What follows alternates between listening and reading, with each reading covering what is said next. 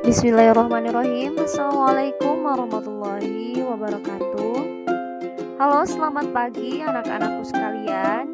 Hari ini kita dapat belajar lagi pendidikan agama Islam tentunya.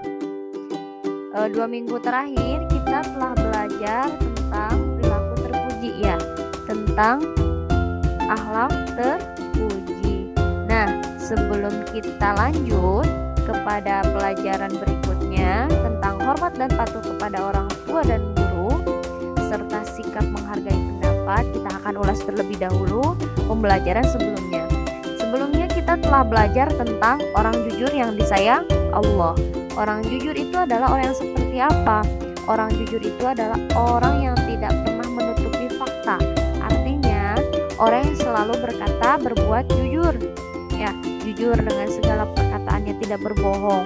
Artinya dia amanah atas apa yang dia lihat, atas apa yang dia dengar, tidak melebih-lebihkan perkataan orang lain dan tidak mengurangi perkataan orang lain. Itulah disebut jujur. Nah, jujur ini kan ada 3 macam ya. Ada jujur kepada diri sendiri, jujur kepada Allah, dan juga jujur kepada orang lain. Nah, yang harus kita tanamkan yang pertama jujur kepada diri sendiri dulu. Kalau kita sudah jujur terhadap diri sendiri, maka kita juga akan jujur kepada Allah, akan jujur juga kepada orang lain juga seperti itu. Maka tiap hari itu harus dilakukan, dibiasakan agar terbiasa. Ya, pelan-pelan saja, asal istiqomah.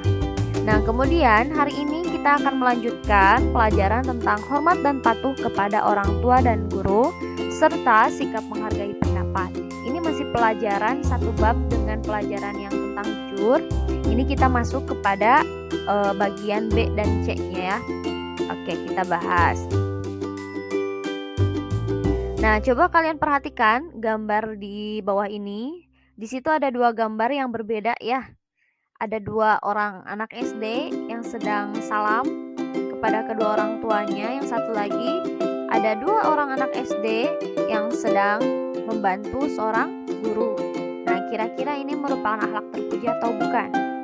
Jelas ya, ini merupakan suatu akhlak terpuji karena keduanya merupakan suatu penghormatan kepada orang tua dan guru.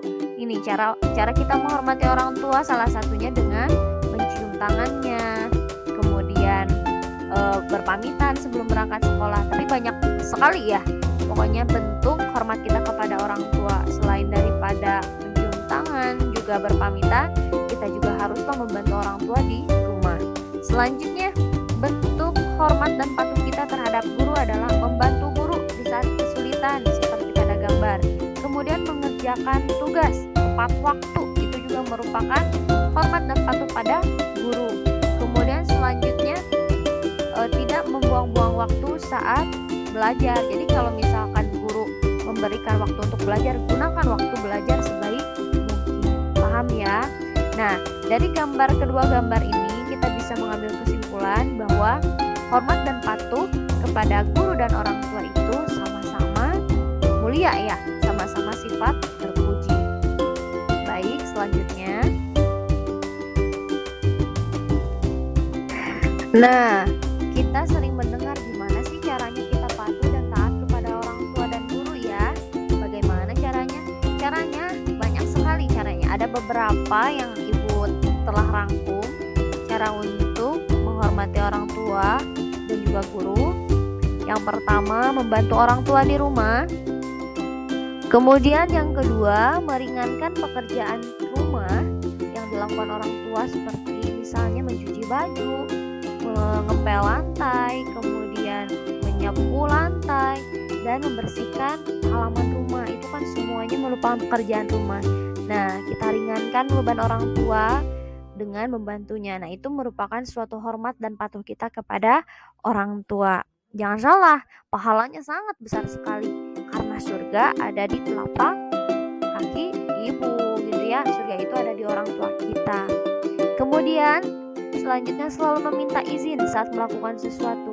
Nah, di sini siapa nih kalau misalkan kita mau pergi kemana-mana nggak pernah izin sama orang tua, kemudian main sampai sore sekali. Nah, itu tidak boleh ya. Seharusnya kita izin terlebih dahulu. Agar apa? Agar orang tua kita mendoakan kita, senantiasa mendoakan kita kemanapun kita pergi. Karena doa orang tua itu sangatlah makbul, artinya sangat mudah dikabulkan oleh Allah Subhanahu wa Ta'ala. Jadi kemana-mana kita harus meminta persetujuan orang tua, gitu. Harus berpamitan terlebih dahulu. Kemudian yang keempatnya, membiasakan diri mengucapkan terima kasih.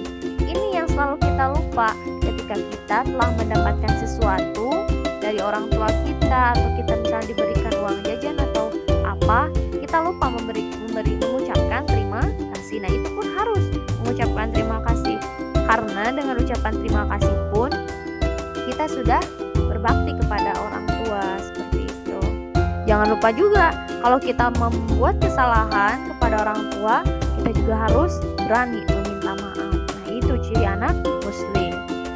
Nah, selanjutnya ada hal yang harus dilakukan untuk menghormati guru. Yang tadi orang tua, mohon maaf ini guru ya, bukan orang tua. Nah, untuk menghormati guru, yang pertama, jika guru sedang mengajar, kita memperhatikan. Artinya kita tidak menghabiskan waktu dengan percuma hanya dengan mengobrol dengan teman kita, tidak, tetapi memperhatikan guru ketika misalkan guru menjelaskan materi gitu, menjelaskan dari awal sampai akhir. Karena apa? Ilmu itu mahal, waktu pun mahal. Ketika kita tidak memanfaatkan waktu sebaik mungkin, maka kita akan menyesal suatu saat nanti. Maka dari itu kita harus memanfaatkan waktu sebaik-baiknya.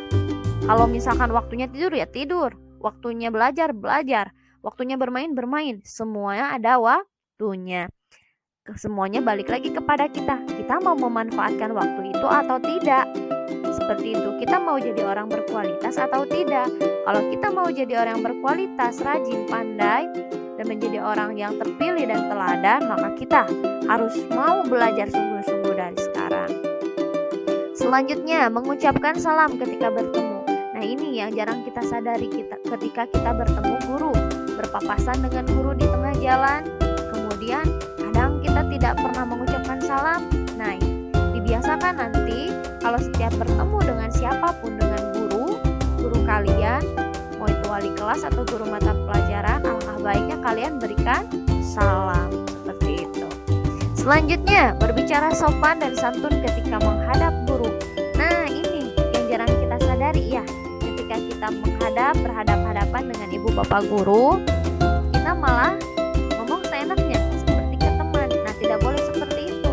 Tetapi kita harus bertutur kata yang sopan, santun, lembut, juga halus ya. Jangan berkata kasar, apalagi tidak boleh, harus sopan seperti itu. Karena berkahnya seseorang, keberkahan seseorang itu terletak pada orang tua dan gurunya. Gitu. Jangan sampai kata-kata kasar itu menyakiti hati seorang guru dan orang tua, begitu. Pahami ya? Nah, baik, dilanjutkan lagi. Nah, tadi kita kan sudah belajar tentang hormat dan patuh kepada orang tua. Sekarang kita belajar tentang sikap menghargai. Apa itu sikap menghargai pendapat? Nah, ini di sini bukan hanya sifat menghargai saja ya, tetapi sikap menghargai pendapat. Pendapat itu seperti apa? Pendapat itu adalah ide-ide yang kita keluarkan dari pikiran kita. Itu namanya pendapat, seperti itu. Nah, apa itu sikap menghargai pendapat? Sikap menghargai pendapat adalah bersikap menghormati apa yang menjadi pikiran atau usulan orang lain. Contoh kecilnya seperti ini. Contohnya, Anita bilangnya, aku tidak setuju. Misalkan aku tidak setuju kalau sekolah kita misalkan dipindahkan ke sana, ya seperti itu. Kemudian Dennis bilang, aku setuju jika misalnya sekolah kita harus dipindahkan, ya seperti itu. Nah, kita tidak boleh menghakimi salah satu pendapat mereka, tetapi kita harus menghargai pendapat mereka. Kenapa? Karena mereka punya pendapatnya sendiri. Itu adalah pendapat mereka sendiri. Kamu juga punya pendapat sendiri, maka jangan menghakimi pendapat sendiri. Jangan disalahkan, salah misalkan dia masalah gitu. Karena dia tidak mau setuju dengan Tidak, kita tidak boleh memaksakan pendapat orang lain. Kalau misalkan orang lain tidak setuju, tidak apa-apa. Kita juga harus memakluminya, kita juga harus mentoleransinya. Karena masing-masing manusia punya otak satu, pasti berbeda isinya, seperti itu. Maka itu, kita harus menghargai pendapat. Nah, kemudian sikap menghargai pendapat merupakan sikap terpuji dan dapat menciptakan kerukunan. Nah, agar sikap menghargai pendapat ini bisa dilakukan oleh kita, maka akibatnya juga akan kita rasakan. Akibat apa? Akibat yang positif, bukan negatif ya. Kalau kita bisa melakukan sikap menghargai pendapat ke semua orang, maka akan terjadinya menghormati orang lain. Nah, ketika kita menghormati orang lain pun akan menghormati kita. Jadi jangan pernah kita mau dihormati orang lain kalau kitanya tidak menghormati orang lain ya. Seperti itu. Jadi kita harus mampu menghormati orang lain. Kemudian selanjutnya, harus mau mendengarkan pendapat orang lain. Misalkan orang lain berpendapat begini-begini tentang, misalkan aku mah harusnya begini, aku mah harusnya begitu, bisa seperti itu. Nah, itu semua merupakan pendapatnya. Nah, kita tidak boleh memaksakan pendapatnya. Kita hargain itu, seperti itu ya. Agar tidak terjadi perpecahan. Kemudian kita harus senantiasa rendah hati. Ketika kita menghargai pendapat orang lain, maka kita akan bersikap rendah hati, gitu ya. Tidak merasa tinggi hati, tidak merasa sombong karena kita paling bisa, tidak, tetapi kita harus rendah hati. Selanjutnya, mau berdiskusi bersama teman-teman. Nah, kita sering ngobrol sama teman-teman, kita sering menceritakan misalkan tentang pengalaman-pengalaman kita. Nah, itu merupakan pendapat-pendapat mereka, gitu ya, tentang misalkan liburan di rumah neneknya seperti ini, liburan di rumah orang tuanya seperti ini, liburan bersama kakaknya seperti. Nah, itu merupakan pendapat mereka, bisa seperti itu ya. Nah, ini adalah bentuk diskusi. Jadi ketika kita mau menghargai pendapat teman, maka teman yang lain pun mau diajak diskusi oleh kita. Kemudian tidak ingin menang sendiri. Nah, ini yang sangat kita belum sadari. Terkadang kita manusia ingin selalu menang sendiri, ingin selalu unggul sendiri, ingin cepat-cepat gitu, cepat-cepat paling wah gitu. Nah, padahal tidak demikian ya. Boleh kita bersaing dengan teman-teman kita, tetapi kita tidak boleh ingin menang sendiri gitu. Jadi kalau misalkan kita menang sendiri, artinya kita tidak mau mengalah. Nah, seharusnya ketika kamu ingin menang, ajak juga teman kamu untuk menang agar menang bersama-sama, seperti itu. Contohnya perlombaan 17 Agustus ya. Tidak mungkin kan kita menang sendirian, semuanya oleh sendiri, tidak. Tetapi ajak teman kamu untuk ikut serta memenangkan perlombaan, seperti itu. Paham ya? Oke, dilanjutkan. Berikutnya adalah hikmah. Apa sih hikmah kita menghargai pendapat? Nih, ada beberapa hikmahnya. Yang pertama, terciptanya hidup rukun dan damai.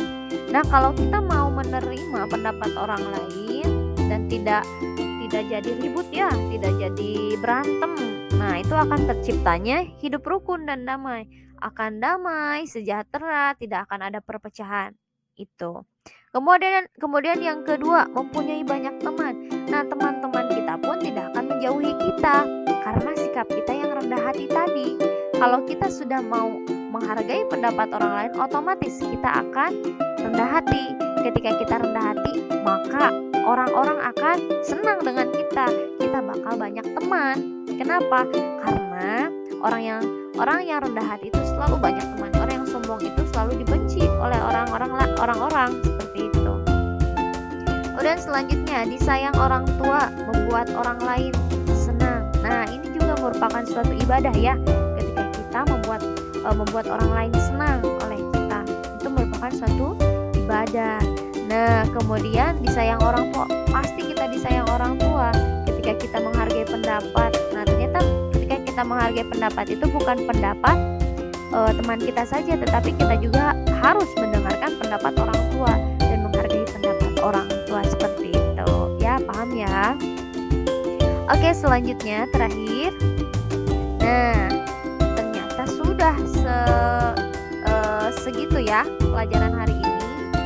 Dari mulai hormat dan patuh terhadap orang tua sampai kepada hal yang terakhir tadi, sikap menghargai pendapat. Dan semua itu harus kita lakukan setiap hari, harus kita amalkan setiap hari. Kenapa? Karena dengan begitu kita terbiasa melakukan sikap terpuji. Seperti itu. Kan kita ingin menjadi anak yang soleh dan solehah ya. Ketika kita ingin menjadi anak yang soleh, maka kita harus mau belajar pelan-pelan. Nah, untuk tugasnya boleh kalian lihat di sini.